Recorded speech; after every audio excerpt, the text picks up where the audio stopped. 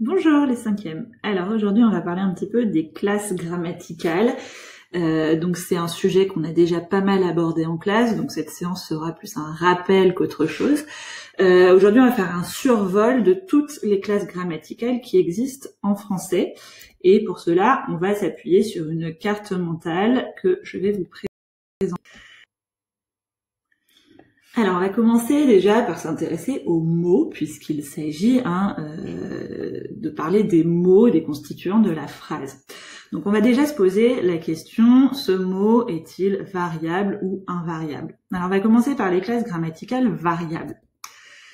Donc, nos classes grammaticales variables sont au nombre de 5, donc c'est facile à retenir, il y a 5 classes variables et 5 classes invariables. Alors, on va commencer par le constituant le plus essentiel de la phrase, c'est le nom. Je vous rappelle qu'une phrase, elle se construit autour de nom et de verbe, et après, les autres classes grammaticales viennent s'organiser autour du nom et du verbe. Alors, on va commencer par le nom.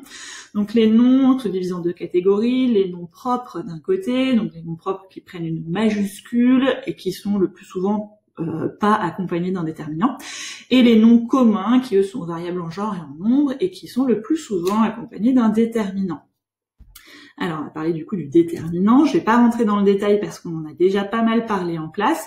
On a vu les articles, on a vu les déterminants possessifs, les déterminants démonstratifs, il en existe de toutes sortes. Je vous renvoie vers le cours, vers la leçon dans votre cahier de grammaire.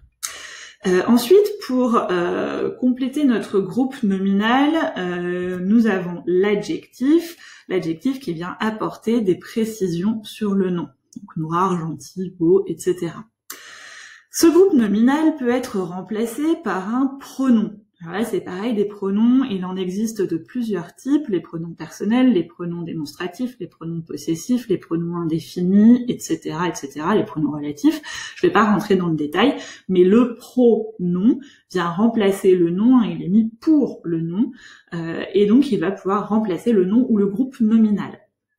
Et enfin, notre dernière classe grammaticale variable, c'est le verbe, donc variable en personne, variable en temps, variable en mode, donc une classe extrêmement variable et changeante. Voilà pour nos classes variables que vous connaissez tous. Maintenant, on va s'intéresser aux mots invariables, donc également 5 classes invariables. Donc la première que l'on va voir, c'est l'adverbe, dont on a déjà abondamment parlé en classe, donc l'adverbe qui permet de modifier le sens d'un adjectif, modifier le sens d'un autre adverbe, modifier le sens d'un verbe, modifier le sens d'une phrase. Je vous renvoie également vers la leçon sur l'adverbe qu'on a faite en classe. Ensuite, nous avons la préposition dont on a déjà beaucoup parlé en classe, et là je vous invite à retenir cette liste, ce moyen mnémotechnique Adam par pour envers avec 200 sous.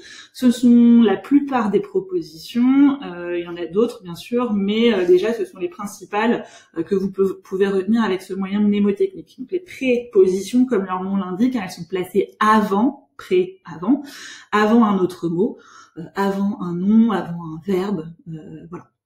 Ensuite, les conjonctions de coordination. Alors celles-là, normalement, vous les connaissez par cœur depuis l'école primaire, mais ou et donc or, mi, car, qui sont des mots qui permettent de coordonner des éléments d'une phrase. La conjonction de subordination, qu'on n'a pas encore beaucoup vu en classe, j'espère pouvoir le faire d'ici la fin de l'année, puisqu'on va commencer à voir un petit peu les propositions subordonnées, mais ça on le fera ensemble en classe. Alors la conjonction de subordination permet d'introduire une proposition subordonnée, ça on en reparlera plus tard. Et enfin, dernière classe grammaticale invariable, c'est l'interjection. L'interjection qui permet à celui qui parle d'exprimer une émotion ou une réaction.